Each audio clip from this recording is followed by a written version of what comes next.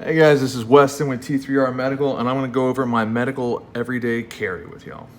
So first, I split mine up between an appendix carry DIY tourniquet holder with a EDC style folded cat Gen 7. I'll go into that in a moment. And a Riker nylon ankle first aid kit. This is a Generation 1. The Gen 2s are a little bit lighter weight, a little more breathable, but I've had this for over a year. I've gotten used to it.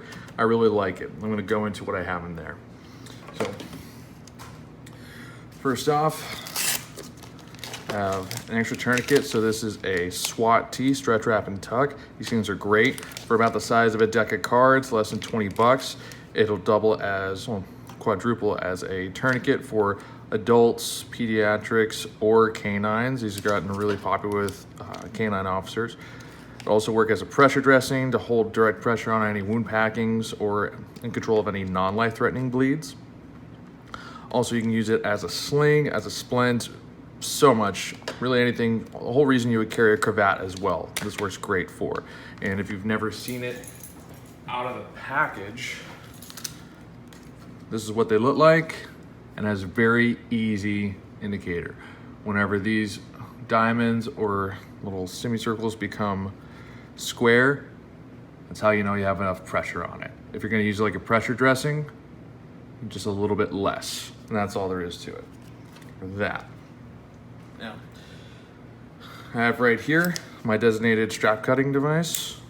All right, this is just an EDC tool I picked up at 511. Got a little pull tab right here. Thankfully, it's got an easy just thumb tab to open up, and I can cut to expose the wound. All right. Okay, that covers it for that pouch. Sharpie, because how else are you gonna write the time tape on your tourniquet? All right. And also, it just always works to have a Sharpie. All right. Now, I have a folded down Quick Clot Combat Gauze, vacuum sealed. I like to fold down everything I can to just make it as nice and compact as possible. This helps just for concealment and comfort for everyday carry as well. So this is another intervention for controlling life-threatening bleeds in junctional spaces, i.e. sides of the neck, armpit, and the groin. All right, gloves, important. I got a pair of gloves in here. I used to carry them loose, and I found that they would get holes in them, and taking them in and out, they're flopping around. So just getting like a little dope baggie like this, you can easily fit a pair of gloves in there, rip them off when you need them, keeps them protected, but still quick access to them. And also have a little Mylar blanket in here, so a lot of people forget that hypothermia will kill your patient. Any significant loss of blood, doesn't matter what the outside temperature is, you can go hypothermic. So these little guys, you can pick them up. This is less than the size of a deck of cards. You can easily find space for this guy. Now, for the outside, as a note, I like to have a little medical patch or some sort of designator, just in case, if for some reason I'm unconscious and someone's trying to find something or is exposed, I can say like, hey, it's medical. All right. Now, this is one of the reasons I like the Riker nylon in particular, Riker nylon gear AFAC, is it has this sleeve back here that you can shove your chest seals in. Now, this is I've had this for too long. That was a burn gel. All right. So I have a pair of hyphen chest seals. These are the minis, and I've taped them together and staggered them a little bit because this little pouch goes all the way back here. So I can have them all the way back here and still have a tab to pull them out. Now this will fit the gray hyphen chest seals as well, just a little bulkier and a little tighter of a fit. But you wanna make sure you give yourself a little pull tab so you can always pull that out. And I also have in here, this is my speed tape. All I did was take an old business card, rolled it out to medical tape, and flipped it out. Left myself a buddy tab, so I can always get to this as well, all right? So then, packing all the stuff back in, that's important to know how to do as well. So I got my tape and my chest seals in here. Now I have 2 chest seals. Essentially, if I improvise, I have 4, possibly more, because these wrappers are occlusive dressings as well. I don't want to use it as a primary, but I have that option. So that's another reason I keep my tape with them as well. Also, if you're gonna use a SWAT tee to hold anything in place, you're gonna want that tape because a SWAT tee holds itself in place via friction. And in a very dirty, muddy, wet environment, that's not ideal. It's just the surface area, the tension right there is what keeps it in place. All right, so I always have that little pull tab. So even if these fall all the way back, I can still get to it. All right.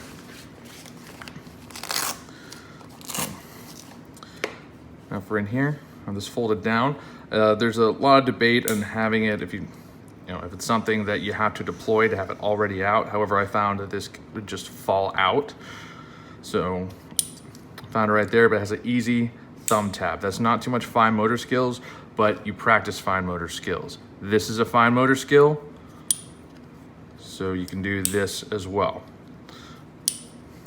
All right. And it's not a bad idea to have little pull tabs. This is some shock cord that I ordered on Amazon. Works really well. It's just so I can have a loop to pull it out. Because if I'm treating someone out of this, especially if I'm in the hot zone, that's gonna be hasty tourniquets only and getting the patient the heck out of there. I don't wanna be taking this off because if I have to leave, now I've forgotten all my medical gear or I have to come back and there's a reason I left that space. All right. A little comfort things, make sure these little tabs face away from you or they're digging into your ankle all day. If you can't figure out how to make this comfortable, you're less likely to wear it. So it's an important thing to do. All right, my Mylar blanket in here. And I like to a little bit of a top so I can still get to these things if I need to. I'll fold this bad guy down.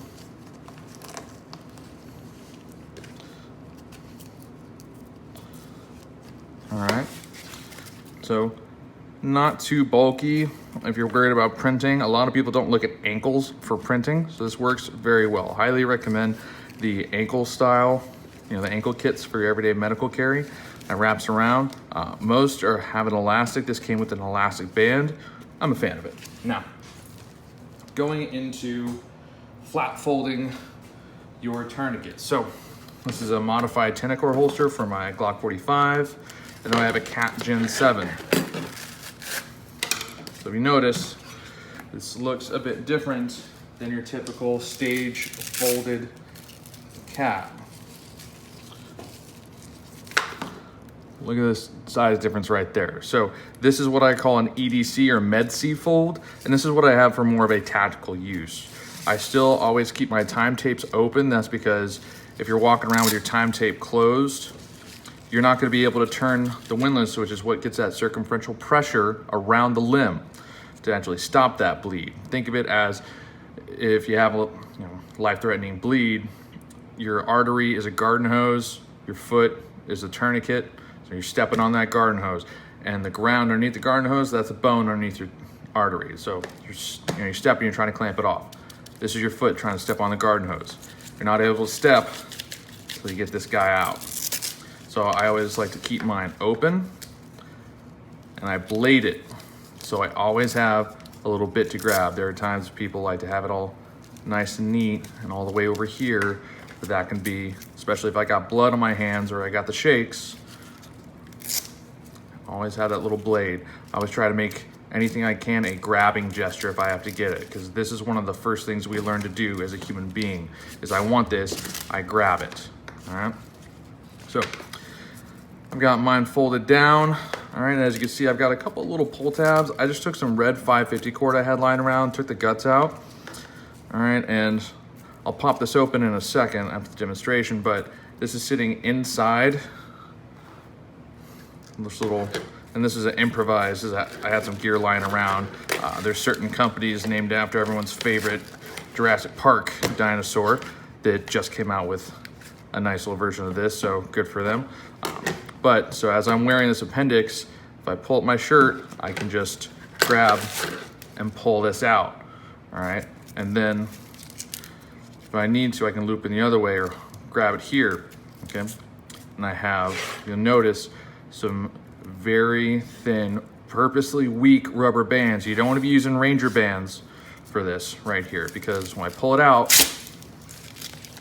I want that to break, all right? Otherwise, you use a really tough Ranger band, it'll get possibly gunked up in the friction lock. But as you can see right here, this pull tab doesn't get into anything because it's all the way down here. This pull tab doesn't really get into much as well, all right? And I still have tourniquet ability. And if I need to, I can break apart, grab around a limb, and just thread it.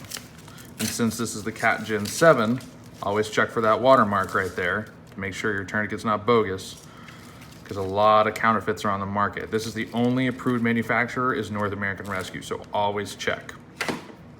All right, the Cat Gen 7 only requires one loop through, all right? They also beefed up the windlass, really like that, and the windlass catch itself. All right, so how do we fold it like this? You're about to learn.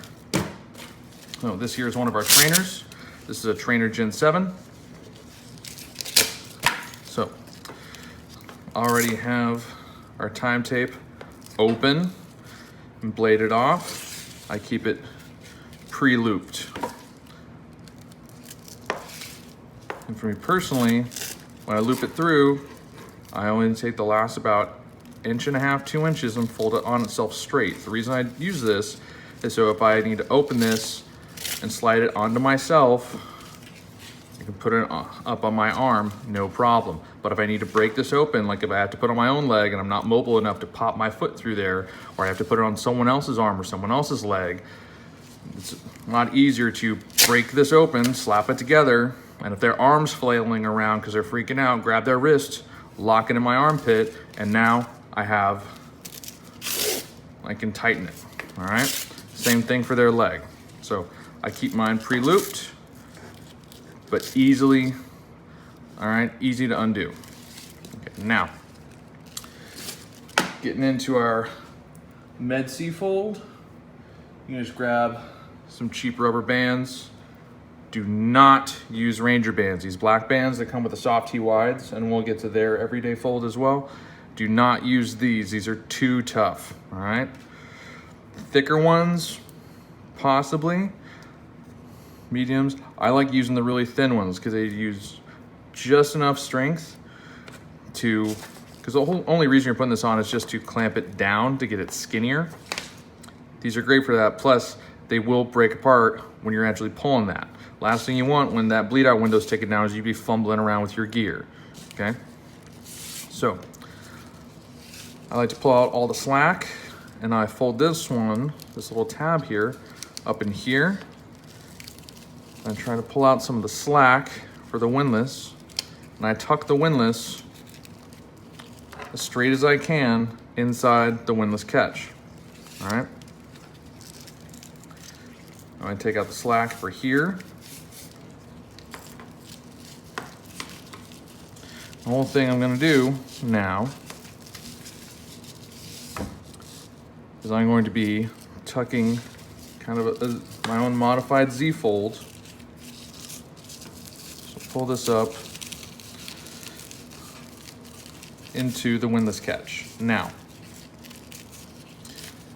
this is gonna be a little thicker at first. It might take a couple times to play around with it. Pull out.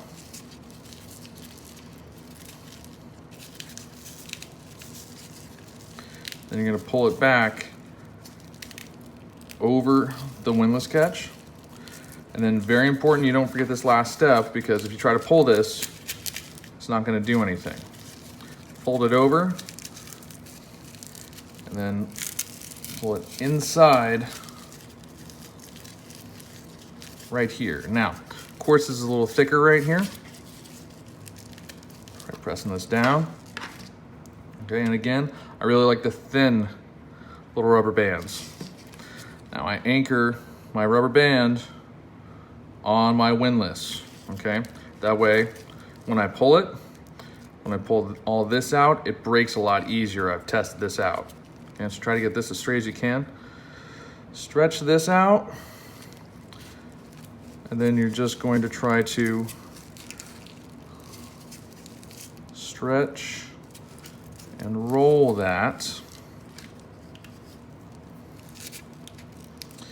as far as you can, and then anchor it around. So we've gotten it a lot smaller just there, okay? So now this can fit in a pocket a lot easier. This can fit inside a tourniquet holder up front. Personally, I wear this appendix carry. As long as I have this back Velcro covered, it doesn't bother me. All right, and then when I grab it, it's all good to go right there. Okay, next we'll be getting into these soft T wide. All right, now this is what I initially carried. Soft T wides are great, made by TacMed Solutions. All right, main difference is that these will close with the buckle. There's nothing to thread, all right? So we're gonna grab here the most recent iteration, this guy. So I don't know if you noticed it, but this one has an extra windlass catch right there. Keep it latched.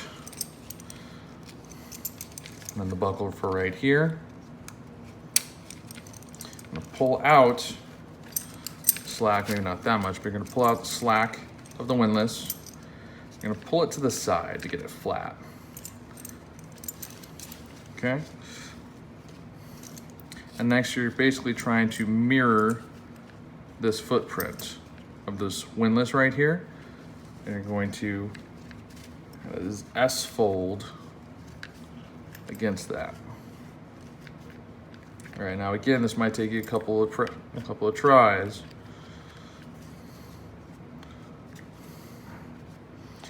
All right. And then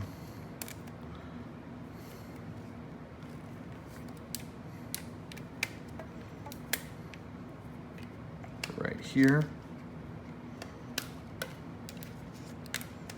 Okay. Now again, if I had them on hand, I would like to use the thinner rubber bands, but this guy already broke. So.